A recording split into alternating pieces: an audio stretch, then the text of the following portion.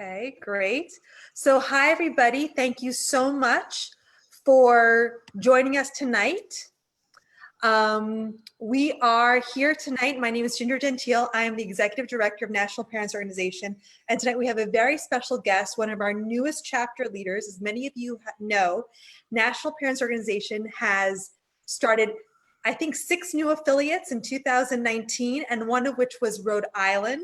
And we are very excited to have Rhode Island on as part of the National Parents Organization, because Rhode Island has the dubious distinction of being one of only 2 states in the US to get an F, that's an F grade, on the shared parenting report card that National Parents Organization put out.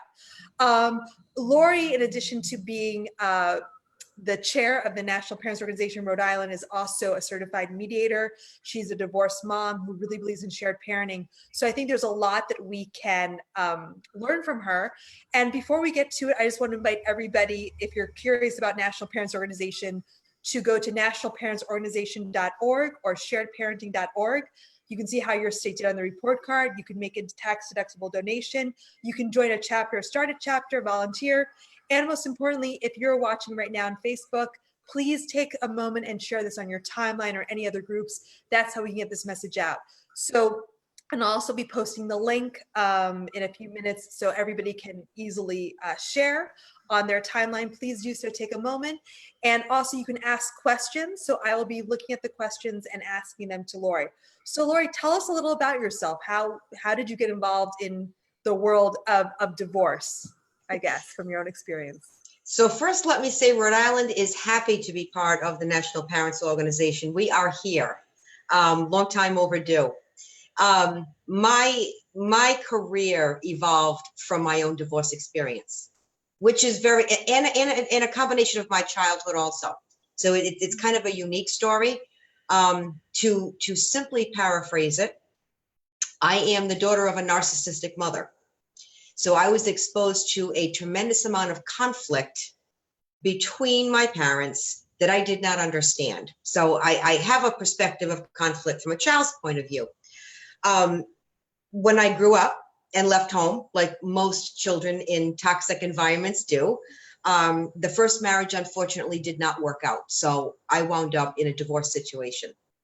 And one of the things that I think was really important to me very early on was that the relationship failures that existed between my husband and I should not bleed over into either of our relationships with our daughter.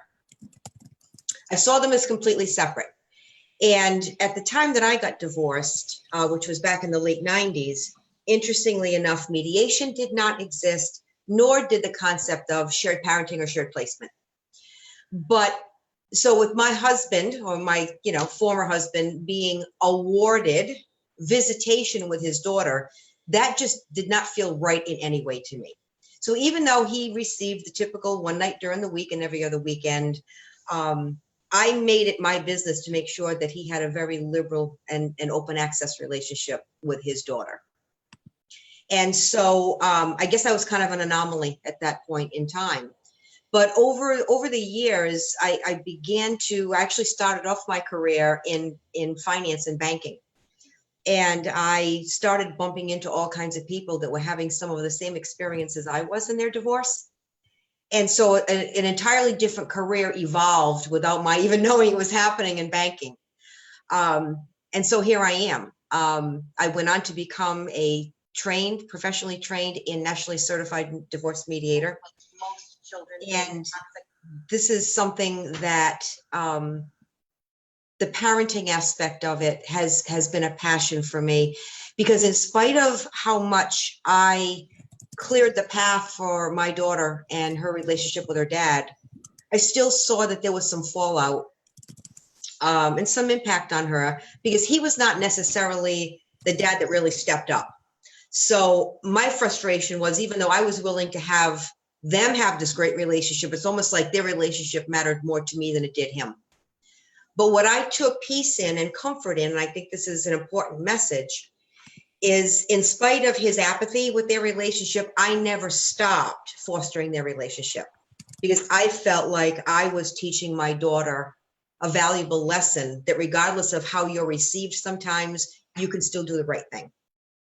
And so trying to get parents to understand the importance of both of them remaining active in their lives and not having one parent labeled a primary or a visiting parent or an absent parent, and having them power struggle over children because of child support is very important to me. And that's one of the reasons why I decided to bring Rhode Island to the National Parents Organization. Great. So my first question is, if when you divorced, there was no mediation, what were things like? Because I think we see how bad the system is now. Was it worse in the past? I have a very limited frame of reference because I did not know then what I know now. I think if I were to take a highly educated guess, I would say that it was similar, but I think there was a difference because I remember when I started, I opened my practice, it'll be 14 years ago in May. And I was the one that started really kind of introducing parents to the idea of maybe you don't want to do this primary visit parent arrangement. Maybe we should look at this with a little bit of a wider lens, because I actually saw quite a few fathers wanting to step up and moms were a little bit resistant. And there's a lot of reasons for that. And that's not a judgment. That's just an observation. But I think it just wasn't something that fathers ever really thought was possible. That seems to be the feedback that I had gotten even as recently as 2006, which is kind of interesting. If I fast forward now, 14 years later, I see that the number of fathers that come into mediation actually wanting to be hands-on and raise their children, it's almost done a complete flip, where it's most of them. And a lot of the mothers feel the same way because they're also realizing the value of the father-child relationship. And moms also need help because we now have careers and we're now doing things for ourselves as well. So, I think one of the biggest problems we have is that family dynamics have changed, but our court systems have not caught up. Right. And what type of cases do you see as a mediator? Obviously, these are confidential, so we don't need details, but do you see any patterns? Do most people walk in 95% agreement and they need you to iron out the legal details, or do people tend to walk in really at each other's throats? What do you see as a mediator? That has also flipped in the last 14 years. When I first started, there was a lot more tension and disagreement in cases. And again, it's almost like flip it right on its ear, where now the large majority of couples understand the value of mediation versus hiring separate attorneys. Most of those couples have a pretty good idea of what they want to do. They just don't always know how to get there. It would be more the logistics. But there's one thing that I think stands out in particular, which I think is what really drove me to the NPO and wanting to do something. And that is that when you look at there being struggles or resistance to any type of shared placement, regardless of what the percentage is, because time sharing is not necessarily an exact 50-50. Right. And I think that's always important to note, that we say 50-50 is a starting point or a default, but National Parents Organization and most researchers define shared parenting as 35% of the time or more of the parent. So we're talking about significant time, but the motivation behind this is to foster a good relationship and to reduce conflict. It's not so each parent gets this exact fairness. Also to remind people that over time, these percentages can change. Maybe the child spends more time with the mom in elementary school and then goes to the dad's more for high school. And it's about being flexible, but we want to remove the barriers so eventually parents can get along. And if I can just jump in, because that was very important what you said there. If I can just add something to that, when the children are younger, anywhere between the ages of, and every child is a little bit different, but anywhere between maybe 8 and 10-ish years old, you may also see a tendency for children to gravitate in their normal developmental stages where they identify more with the parent of the same gender. And so a lot of times, if there's only daughters involved, dads can sometimes feel a little bit slighted if children want to spend a little bit more time with mom and vice versa. And I think that's the thing that we get wrong about parenting. Children need what both parents have to offer in order for them to move through the normal and healthy developmental milestones. Right. And so when we are extracting one parent or limiting access to one parent, we are actually hurting our children. So I just wanted to throw that in. So I want to circle back around to that first question you asked. The most resistance I see with shared placement will have usually a tie to either a personality disorder, Okay. or a mental health issue. Okay. So mental health issues are different than personality disorders, but they can play together. Okay. And so when we talk about one of probably the worst disorders, which is narcissism, that is the one that is not treatable in most cases, as where borderlines and some of the others can be treated if the person is willing to get the treatment. The problem with narcissism, excuse me, is that it takes a tremendous amount of self-awareness of someone who is narcissistic to be able to accept the pain that comes along with looking at themselves, reflecting at their behavior. And that is the reason why most narcissists, and I can speak to this with my mother, she went to 2 sessions with a psychiatrist, wouldn't go back to any more. So those are typically the cases that present the biggest challenges. And now there's 2 paths that come off of that. And they're disadvantages for parents, because most parents do not want to get an armchair degree in psychology to get divorced. So it can be really hard when you just know that your spouse is acting kind of crazy, or that there's this bizarre behavior, or one minute they love you, the next minute they hate you, and then they're threatening to take the kids and leave. Like, what's going on? Right. So a lot of times the non-disordered spouse themselves don't know what's happening. So they'll do what they think they need to do, and they go hire a lawyer that's been recommended to them, or somebody that's an aggressive lawyer because they need to be protected. That's usually the second worst thing you can do right out of the gate, because attorneys also do not recognize personality disorders for what they are. So all we're doing is taking a bad situation and we are making it worse. Right. That is not to say, however, if you have a partner who is a narcissist or any other disordered personality that's a danger, that you should not have legal help, because you may actually need legal protection. But if you don't have a dangerous narcissist, most of the time, if they get a lawyer sicked on them, or they're going to go out and get a lawyer and let the battle begin. And I am currently coaching a couple of people who are in 15+ year battles with their exes who are narcissistic. Right. It's real. Because one thing about people who have narcissism is that the worst thing you can do is escalate. Correct.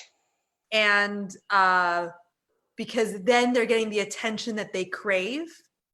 And they're never going to admit that they're wrong. So by lawyering up, it's as you said, it's the worst possible thing, because what you want to do is de-escalate. Correct. And create some sort of plan that they can follow, that they feel appreciated with, and move away, which is why, I often coach parents when they're dealing with, texts and stuff. And this is, good advice also in a work or with the boss.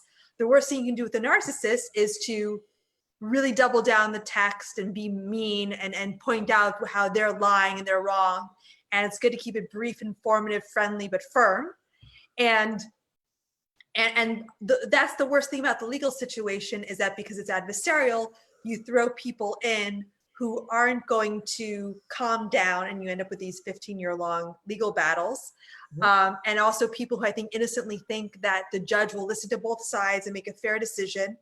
And I'm not sure how it is in Rhode Island. I know in California, a judge having a caseload of 2,000 families is normal. That's what they've told me. So they're not studying these families. They're not getting to know these families. They're often relying solely on the recommendations of third parties. But let's get back to mediation. Let's say if someone can recognize this, because also the people who tend to get involved, there are exceptions, but who tend to get involved with promoting shared parenting or reform in family court, they've tended to not have had the best divorces or separations, which is why they want reform. So how can this go right? So let's say that a couple goes into mediation and there is one party that has narcissism, borderline, or, because we often don't have a diagnosis, is very difficult and loves conflict. How can mediation calm that down? How can mediation work? So I think the most important piece there is having a mediator that is actually qualified. One of the things that I try to educate about, which is the role of a true trained and professional mediator, is for, your interviewing process for a mediator should be very much like it is for an attorney. You want to know their background. You want to know what they know. And I will take it one step further and say, to my knowledge, in Rhode Island, I am the only mediator that will even touch cases where there's any type of personality disorders. The general consensus among attorneys is those cases have to be mediated. They cannot be mediated. And I have found that to be untrue, because I have successfully mediated some very challenging cases. I think what makes me a little bit different is because I grew up with a narcissist. I recognize the behaviors and I understand how to work with them differently. It's not about creating more resistance. It's about helping them feel comfortable in the environment. And there are certain techniques that are used, that I use, that doesn't skew the outcome. It's not a bias. It is a healthier way to get these cases to a resolution. And so I have a question from the unmarried father. That's his name on Facebook. What about co-parenting with bipolar disorder? So is it even possible to co-parent or parallel parent with someone who has bipolar disorder, which I'm assuming is what BPD means? If that's not the case, unmarried father, please correct me. And I always ask people when posting online to not use acronyms, because not everybody is familiar with all of the acronyms out there. I've been doing this for years now, and I still get acronyms that I don't understand, but I'm assuming it's bipolar disorder. So can you co-parent with someone who has bipolar disorder? It is possible, but it's very challenging. And what I have found to be the most successful is the cases that are handled properly from the beginning. Okay. So it really is all in the setup. One of the things that I have done is put together a program, because obviously— Sorry, he said borderline personality disorder, not bipolar. Sorry. Okay. Same answer. Okay. I've put together a program that helps parents that have a disordered co-parent they're going to have to work with, kind of frame out the way a parenting plan should be written. And I kind of have a philosophy about this. Any type of a personality disorder is always going to look for the crack in the foundation and something to exploit. And unfortunately, the thing that most of these disorders will target is the thing that the non-disordered parent loves the most, and that's usually the children. Right. So the children often become the unwitting and innocent targets in a divorce. Anybody that has a disordered spouse on any level cannot go into a co-parenting relationship with the standard type of orders that a court, regardless of what state you're in, will put forward, because there are all kinds of things there that just are going to start developing over time, whether it's because the child is growing and that plan, doesn't work anymore, or simply because, gee, we didn't address this. So my parenting plans, if I'm working with a couple, are incredibly specific. Okay. And they will go as deep and as detailed Basically, I want to dive as deep with the plan as the disorder is, so that I'm matching. And does it completely take away from the chance that the disordered personality is going to jump in and cause trouble? No, you're not going to change their behavior, but it does do something else. When you have things that have gone on the record in court and become part of a divorce decree and the plan of parenting that both parents have to follow, it does give the disordered parent a lot more leverage when the disordered parent starts racking up contempt of court of the agreement. And in a lot of cases, that can then result, when you can prove it, it can then result in sometimes a change in custody. Okay. So I try to cover a lot of different angles. And so I've made the same thing available for parents that I can't mediate with, but it's all in the planning. And most attorneys don't do parenting plans because they don't believe in them. They don't think they're viable. You'll never get one out of the court system. I was the mediator in Rhode Island that started introducing them. And I'm really happy to say that the judges now kind of want parents to come in with them. Right. Which is pretty cool. Well, I think it's important to say that, you know, the goal should always be maximizing the time with both parents. Mm-hmm. That's going to be very different in different families. And it's very different from two people who get along, who are very healthy, the marriage just didn't work out, versus when there's underlying conflicts. The person who asked the question, the unmarried father, said to you, I want to duplicate her. She's awesome and gets it. So just so people know, Lori does do mediation all over the US, not just Rhode Island. But it's also good, really what she's saying is when you choose a mediator or any professional, if you know there's a personality disorder, ask if they're used to dealing with that. Because if someone says, oh, it's untreatable, that's a big red flag. I've also met a lot of psychologists who have said, for example, parental alienation is a huge problem, but it's completely untreatable. We know that it's not. So don't hire a professional who says it's untreatable or I can't treat it. It's really tragic and horrible, but I can't. Before we give the next question, I just want to give a shout out to all of our state leaders from NPO who have joined. We have Matt Hancock from Kentucky. We have Dawn McKendra from Florida. We have Tony Bickle from Wisconsin. We also have George Rarat from Minnesota, who's not an NPO, but he's a big supporter of racing family. So I have another question, which is from Pedro Pizarro.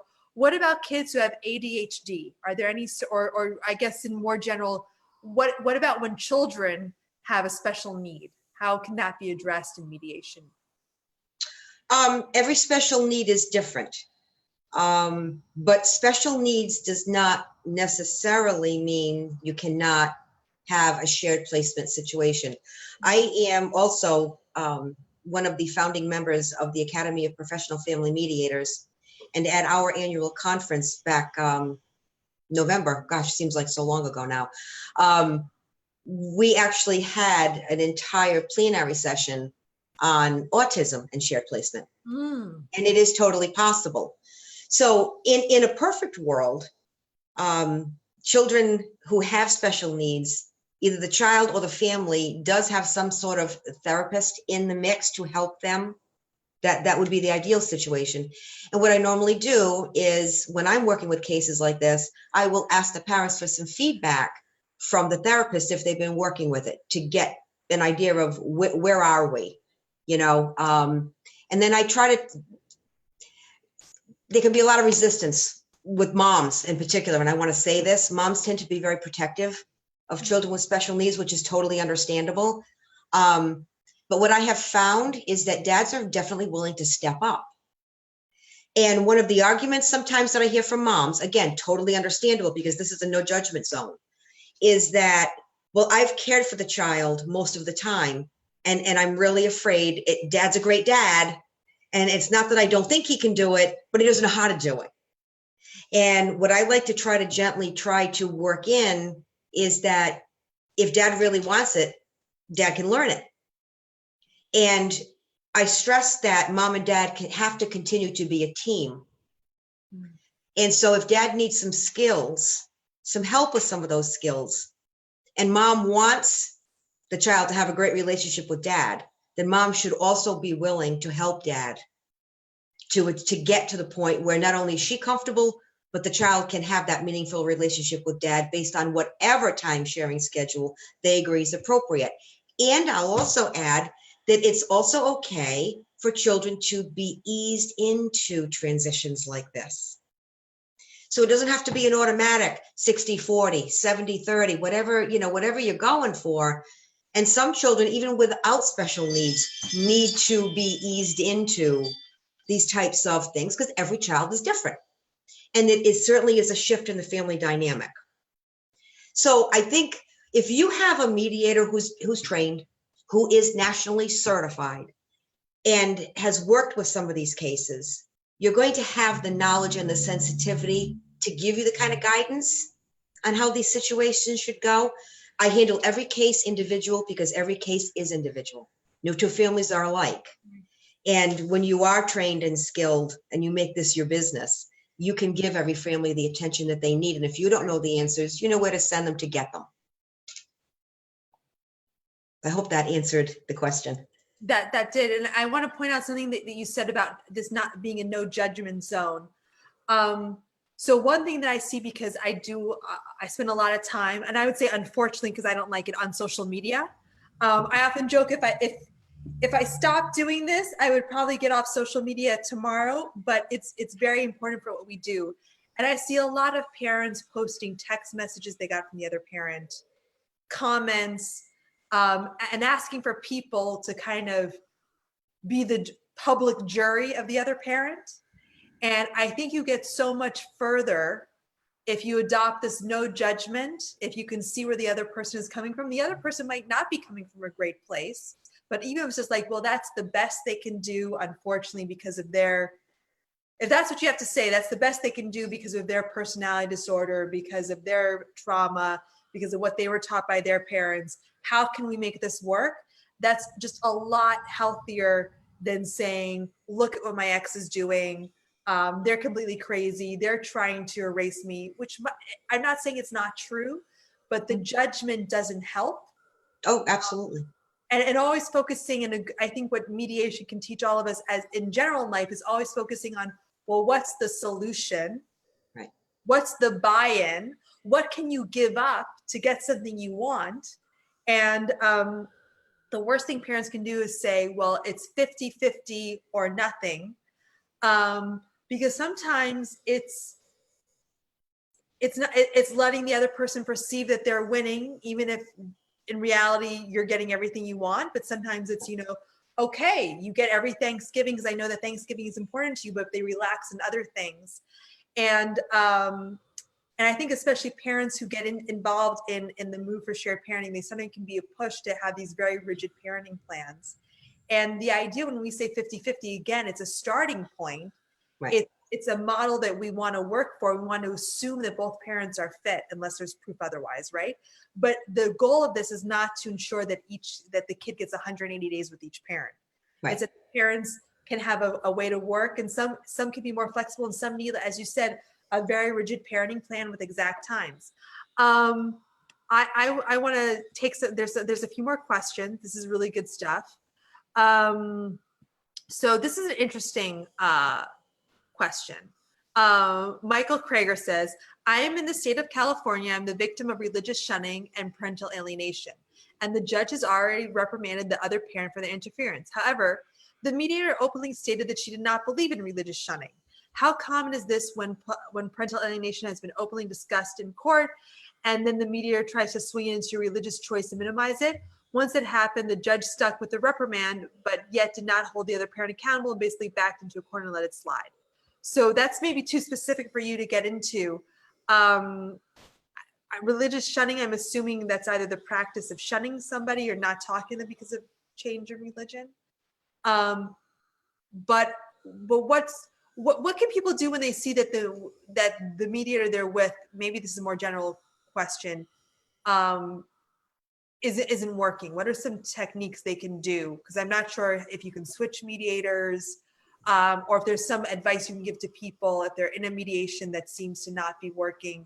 What can they do in those cases? So the first thing I think is the most important, which didn't seem like it existed there based on just what I heard, was one of the most sacred parts of mediation is the mediator's neutrality. Mm. And it sounds like that might have been compromised without knowing more, but to your question, you absolutely can switch mediators. Okay. I think that if you understand from the beginning, so much of mediation is more about giving the parties back to the power and giving the power back to the parties in a constructive way, and less about the law. And I think people don't always understand how those play together. Right. If you have a mediator that's sitting down and doing a consult with you, and he or she is definitely speaking to things that matter to you and kind of your philosophy, you're going to get a vibe. And maybe we don't spend enough time interviewing our mediators. And I think that, that's our responsibility as consumers. If you're going to hire a mechanic, you're probably going to do a lot of research about who this person is before you sign a check for a couple of $1,000s to fix your car. We have to treat divorce with the same care and detail that we treat marriages. Because you go into a marriage with a lot of hopes and dreams and not a lot of stuff, and you come out of a marriage with some shattered hopes and dreams and a lot of stuff. And so it's really, really important that the people that you are going to select to help you, you feel they're on the same page with you. They get you. They share your goals. They're willing to do what you want to do, provided it's not breaking the law. But it's a vibe as much as it is their qualifications, because what do we know if we sit with somebody? There's some people sometimes that you don't like them, and it's not personal. It's just there's an energy. So if that gut instinct is kicking in, whether you're interviewing or after the first session, you need to listen to your gut instinct and maybe move on. Great. So that's all good advice. I think also what you said about, treating divorce with the same care as a marriage, or even, interviewing professionals the way you would interview a mechanic or other type of professional. What you said in the beginning is try to set the foundation out right. It's much easier to prevent parental alienation, to prevent these high conflict cases than to cure them. Maybe think to yourself what the vision is post-divorce. Like, do you imagine in 5 years being able to have a Thanksgiving dinner together? Yeah. And, is that on the table? Is it even taking a joint vacation together? Or is it just, as long as we can have a custody exchange and no one gets hurt, I'm going to be happy. But, I think it's good for people to try to envision what the goal is. And then saying it might take time to get there. Like you said, this transition period is important. So kids can feel, more settled. So I have another question, and I think this might be too specific. So I have from Jack Frost, I'm in Colorado. The magistrate granted mom $900 a month child support for one child because she was not working at the time. Conveniently, she can quit her job anytime and ask for recalculation. There's obvious parental alienation. Can you help? So I think this might be too specific, but is there any general advice you can give in a situation where people see that parental alienation might be developing? Yes.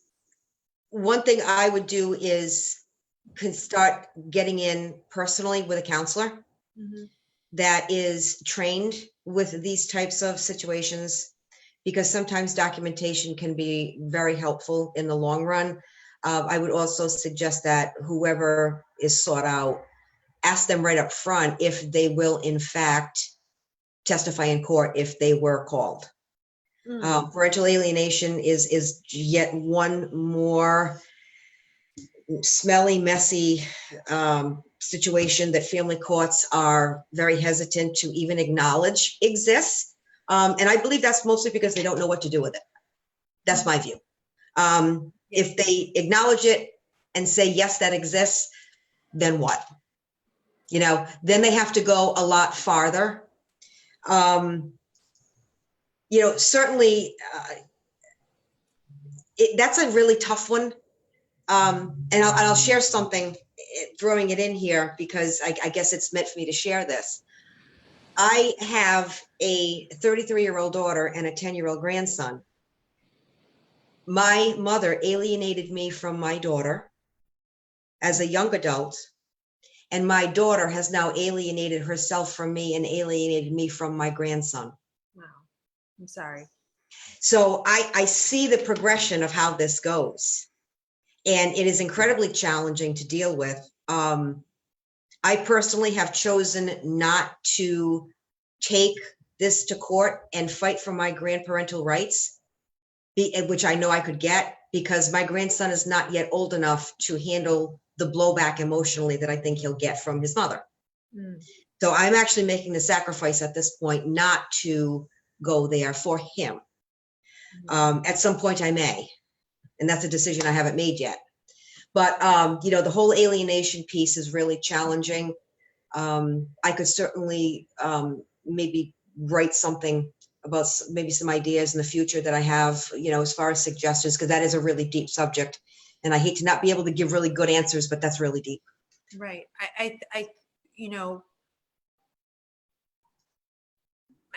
One thing that I see, which you're doing, which sometimes parents can lose sight of, is playing, and I hate to say this because it can sound discouraging, is the long game, the overall strategy, as opposed to going back for a modification to court of like child support of this and that, and instead focusing on what is the most effective long-term strategy. Which sometimes that's painful. And it is, because often, I've talked to a lot of parents who've said, oh, I've been going to court now for 20 years. The judge hates me and always rules against me. And my first thing is, well, stop going to court. And people often say, well, I want to fight for my kid or my grandkid. And there's other ways, through advocacy, through self-worth work, through joining an organization like National Parents Organization, from being positive. So there's a lot of ways to do this besides just creating court documents. And then the other piece of advice, I just want to make sure that, that Jack Frost hears is, and you said this, is the importance of creating a timeline. Yes. And be able to have all the evidence in one place. So another thing that I get a lot of, and I'm sure you get this too, Laura, in your job, is people who will send an email with thousands of pages of legal documents attached, and say, please read it. I'm sure you've never seen a case like this. Never. One thing that's so important is for people to write a timeline that is short and then references the evidence as needed, because no one is going to read thousands of pages of documents. If you hire a lawyer to do that, they will do that. But lawyers will charge, what, $300 an hour? You can read, what, 20 pages an hour? I don't know, I'm making up a number. I mean, do the math. But if you can say, this is the timeline, and then this is the document that goes here, and have a consistent case, first of all, it'll make it much easier. If you do need to hire a lawyer, it'll make it easier for a mediator, it'll make it easier for a judge. And even if you decide to go, I don't know, talk to the media, having a clear, concise story, it's very helpful. And people don't want to sit and sift through thousands of pages of legal documents. Let me add to that, Ginger. This is why I almost emphatically recommend anybody who is dealing with a spouse like this be in therapy.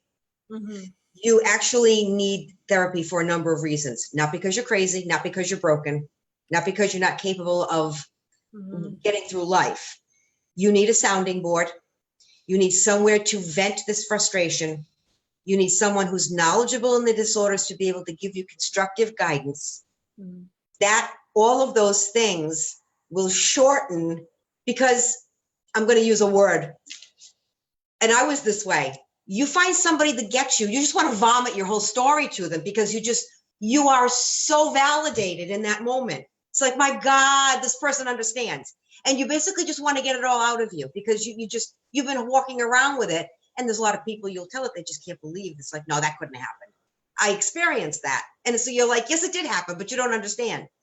So getting into therapy and having a constructive outlet just for yourself is the key to your own mental health. Because I'll tell you something else.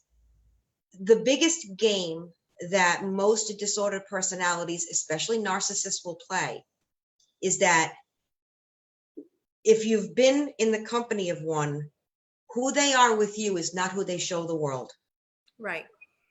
So they're going to beat you up. They're going to call you names. They're going to gaslight you. They're going to love bomb you. They're going to send out the flying monkeys and start the smear campaign, right? And then when they get into court or they're with their lawyer, they are the most charming, funny, witty, together, smart, and articulate person. And when they do that in court, when that's the person that you see in court, you're going to blow your stack. And that's part of the plan. Right. So part of the plan is important. Part of the plan is that these people sometimes can get off on destroying the other person. So by you being destroyed, that's part of that could be a goal for them. So it's so important to keep calm, to keep cool. And also, you know, as you said, to do this self-work, to have a sounding board and not make the sounding board the internet or Facebook. Correct. Or telling tons of people. Therapist is trained to be that sounding board, like you said, can actually give practical advice on what to do, like disengage. I've heard interesting advice, you know, like, oh, well, the best thing you can do is to disengage, because if people breed on conflict, then you're just like, oh, okay. I heard this, and I'm not saying this is the advice to give, but say, okay, I'll walk away from the kid. And then the first thing they do is they want you back in a way. And it's counterintuitive. But you're right. If you are emotional and you show up in court upset and being, oh, they're a liar, this does not help you or your child. So that's why the therapist is so important. I'm getting a lot of truth, yay, statements about what you're saying. Stephen Hicks has a very interesting comment, which is, she just said the courts want to avoid the issue of parental alienation, but this is the heart of the issue for most parents, maintaining consistent constancy of presence in their children's lives. So yeah, this is the tragedy. This is why we're here.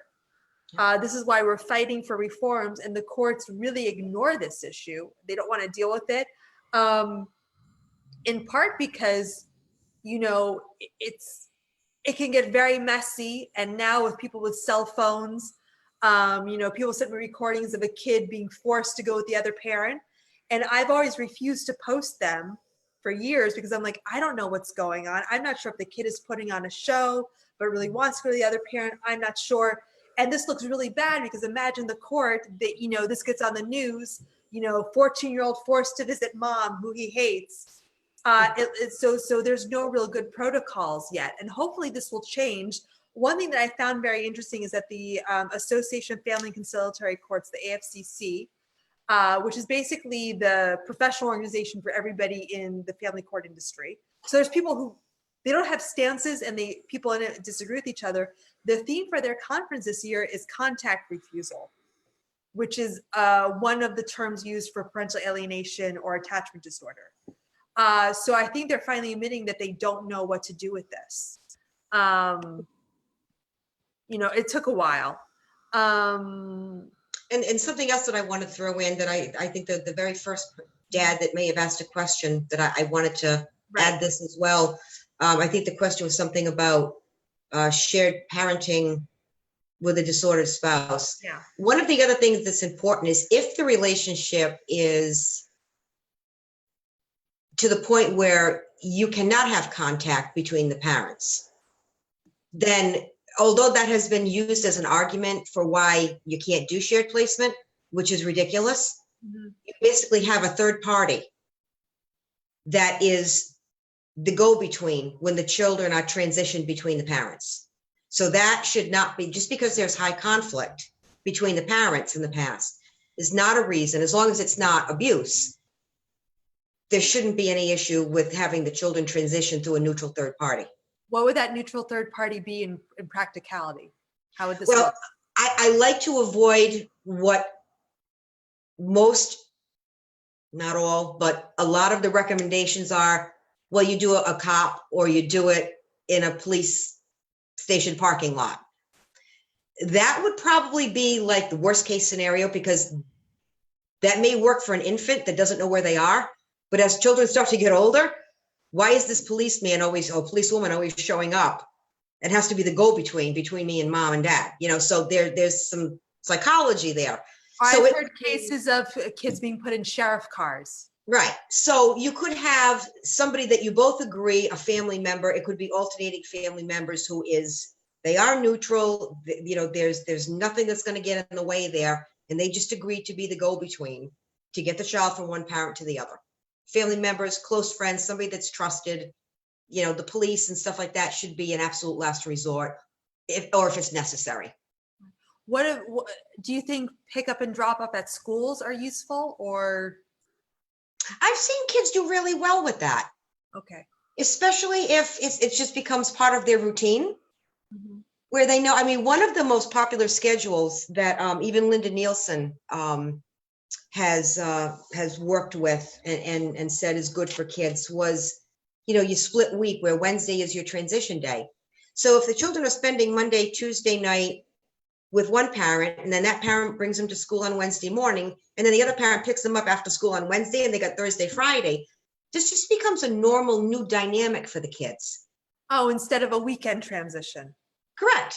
Okay, that's a good idea. So there's lots of ways to do it and be really constructive. But it becomes, if it's done in the right way, and there aren't too many transitions for the children, these kids will do fine. I've got so many couples that I've worked with that they keep in touch with me and they say, the kids are doing great. And I'm like, yay. What has your experience been with apps? Like, I know there's Family Wizard, but there's also some more modern ones, you know, which keep track of the communication. Do you see those as positive? Oh, absolutely. And I have couples that even where the relationships are not acrimonious, they still use them because they've got 3 kids, and 3 kids all have 3 hobbies and sports that they do. So it's just a really easy way. Everybody just goes to the calendar. And yeah, there's lots of stuff out there. I think if it works for a family, it's a great tool. Excuse me. Great. So I have another question, and from Tom Zacconi. I hope that I'm getting this right. So Tom Zacconi said, I hear a lot going on in other states, but how about California and New York?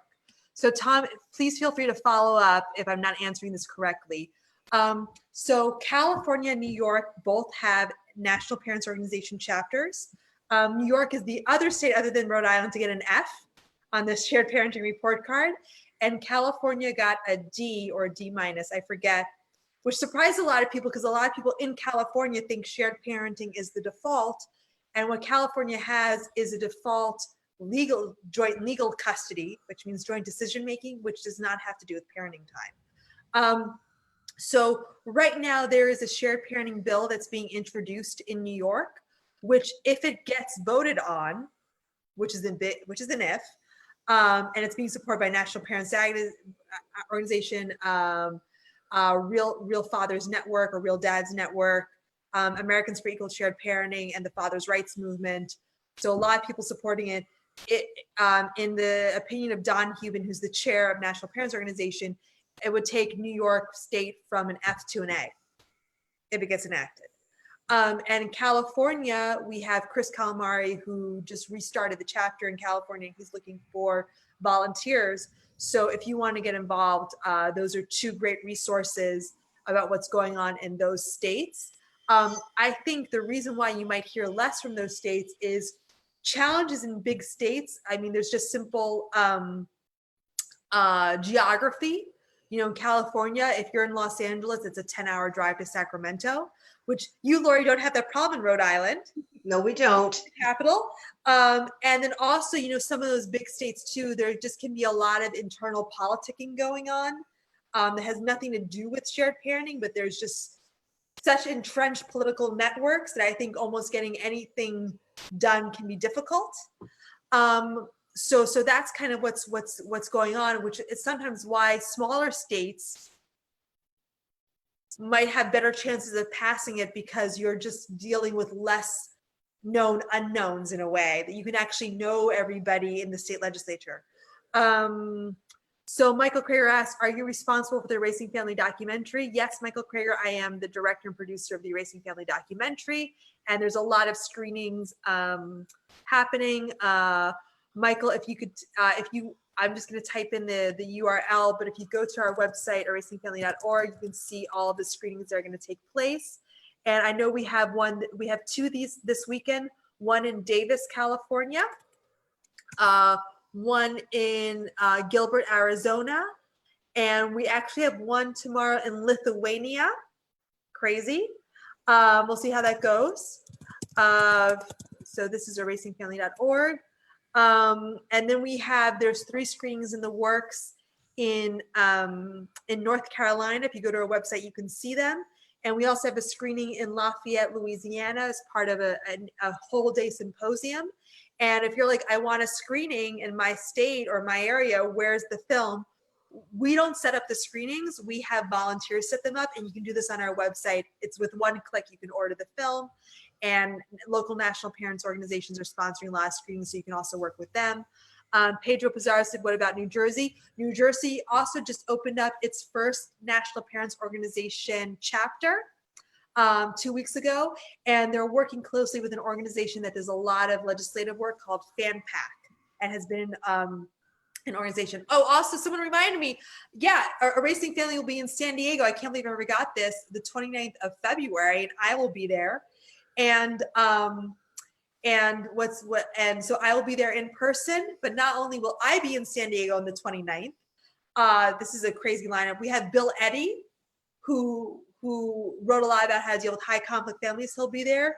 We have the author of Splitting, whose name I forget, and we'll also have one of the subjects of the film, Candace, and Candace is an erased daughter who reunited with her father after a very intense campaign of degradation against him, where she was told all these awful lies about her father for about 20 years, and she had no contact with him for 20 years. Junior Whittier said, hold on. Richmond Hill, Ontario, Canada, February 27th, the Erasing Family screening. Junior, please let us know. I had no idea about that screening, and we're not dealing with the Canadian screening, so I can't promote screenings I don't know about. So just to go, now there's a lot of comments, so hold on, Lori.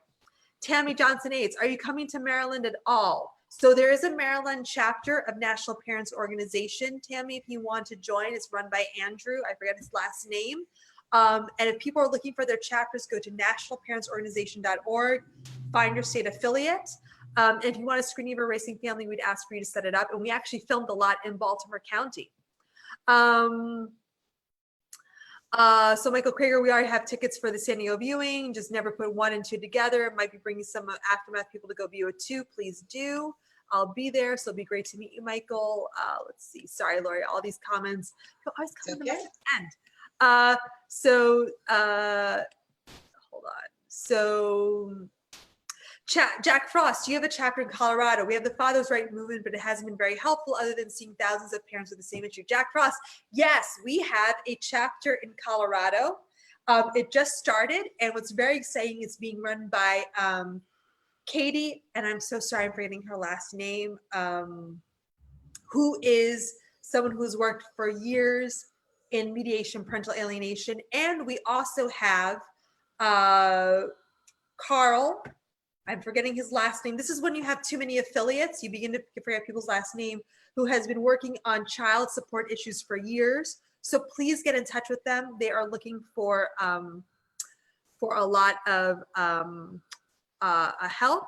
And then Florida, Dawn is the chair of National Parents Organization in Florida, who's doing amazing work. Dawn, I often say, you are winning the award for the most events of any chapter of NPO. I think you put on 10 this year, and you've only been in NPO for 6 months.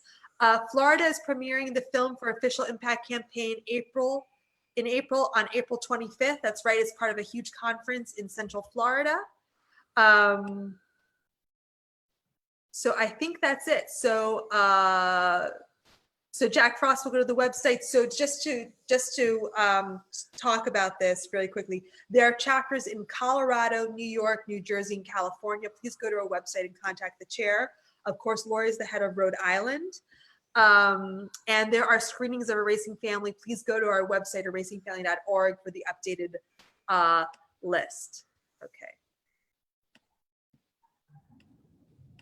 I'm just looking at any new comments. So if there aren't any other comments, Lori, so I have a question from the unmarried father. If somebody wanted to contact you for a consultation or mediation out of state, how could they do that? I can give my phone number. Email, a website, and I'll type it in. Yeah, you can call the office, 401. Okay. Hold on. So 401 228 228 8789. 8789. Okay. And our website is RI, and this is all one word, RI divorcemediationcenter.com.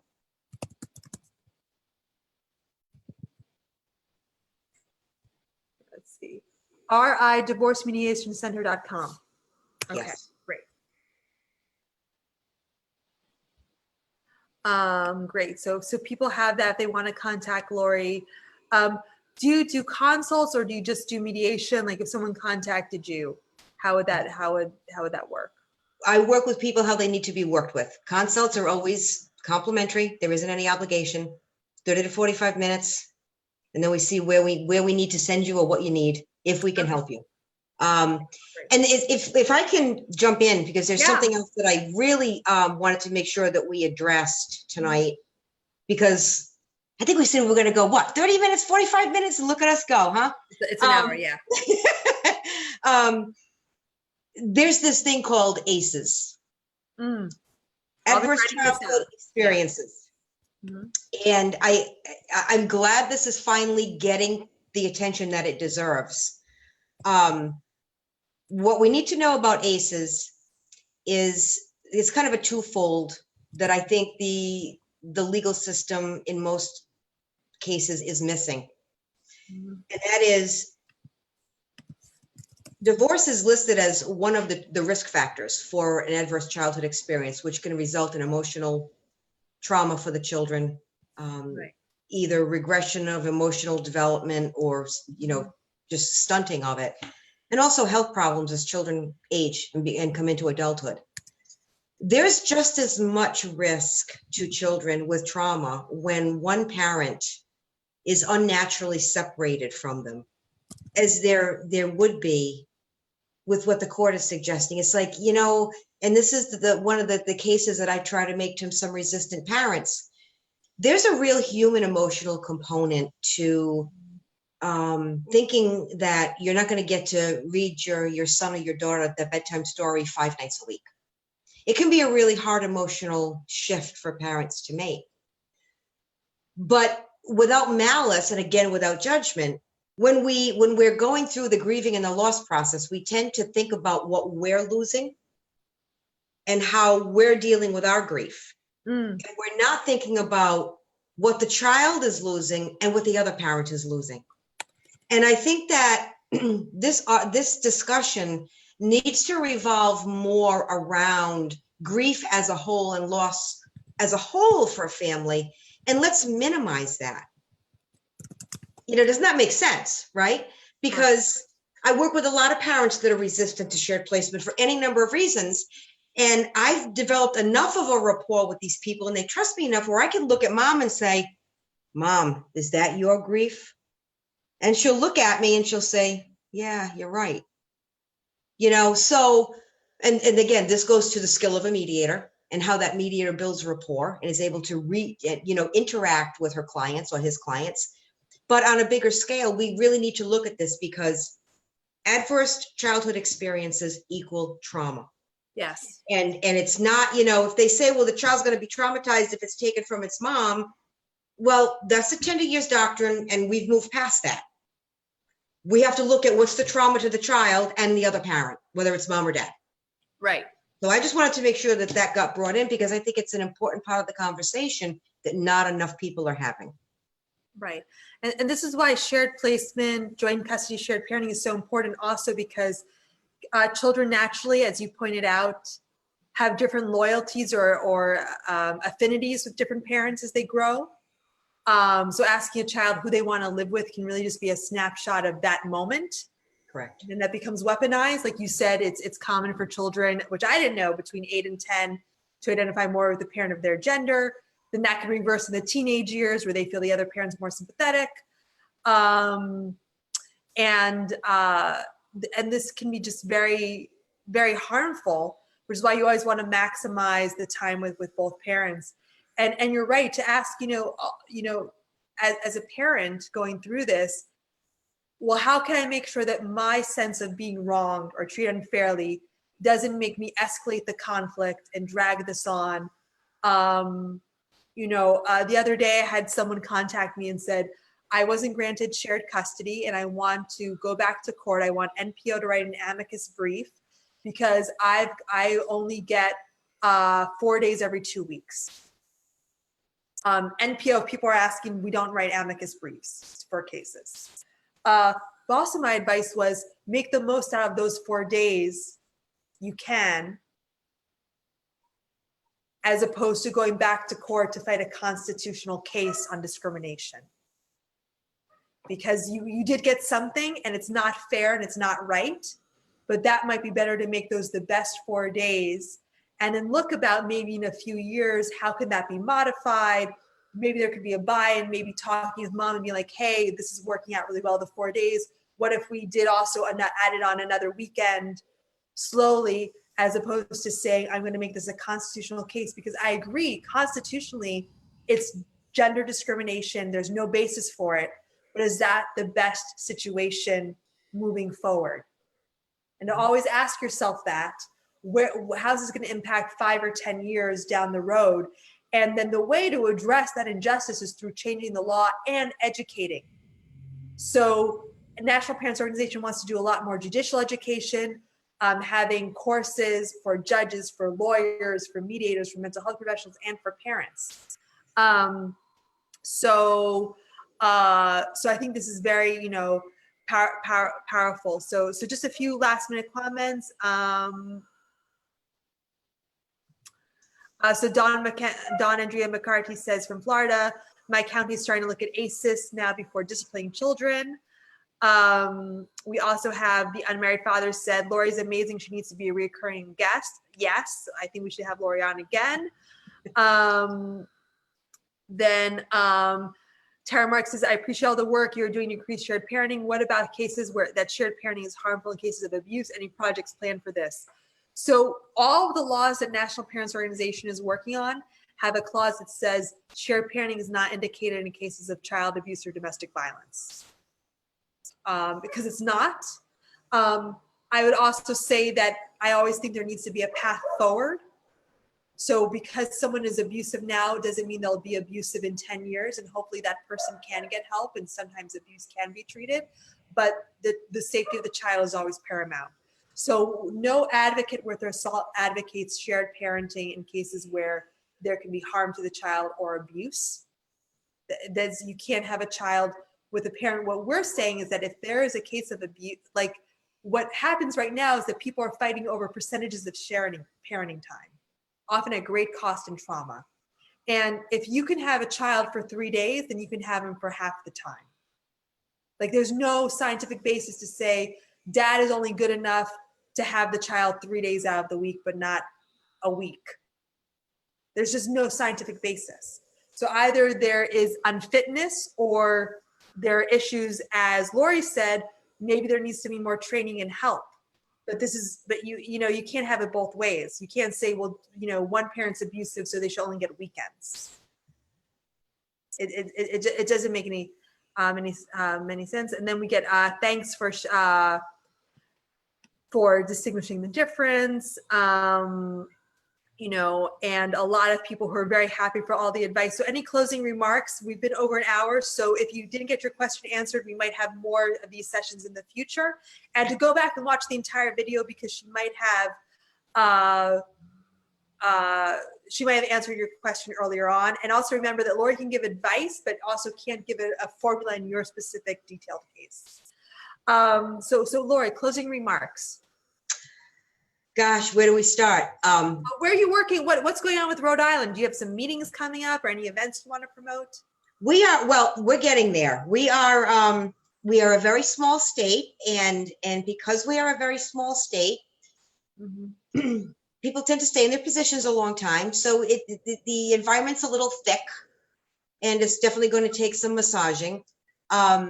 I am really happy to say that since I have announced the NPO is here, it's almost like people are coming out of the woodwork and are getting involved. And so what we are looking to do here in Rhode Island is to start building the organization of members and parents that want to be part and help us get our message out. And then we are going to begin doing screenings. We're going to begin working on some legislation. I already have some contacts with legislators, and we do hold open meetings. Right now I have 2 scheduled. They're going to be the first Monday of March and the first Monday of April. I know it's March 2nd, not sure what April is. Those meetings will be open at my office in Cranston, which the address can be found on the website, and the public open meeting to come and meet, greet, talk, and meet others is from 6 to 7. Great. So, anybody's welcome to attend, but we are gathering, and we are getting our plan together, and anybody that would like to come and join us, certainly the doors are open. This is all really good stuff. So remember, if you want to contact Lori or any other state affiliate, go to nationalparentsorganization.org. You can also sign up to be volunteer, because sometimes people don't have a state affiliate or don't want to work as a state, but want to do stuff like help us write grants, help us do research. So that's another way to get involved. You can make a tax-deductible donation to National Parents Organization so we can continue this. And if you don't see an affiliate in your state, you can also start one. All of our state affiliates are trained and vetted. So thank you so much, Lori, for sharing this. I think people really appreciated this topic. I think it gives a lot of people hope how mediation can be more effective in their cases. I was happy to be here. Thank you so much. Bye. Bye-bye.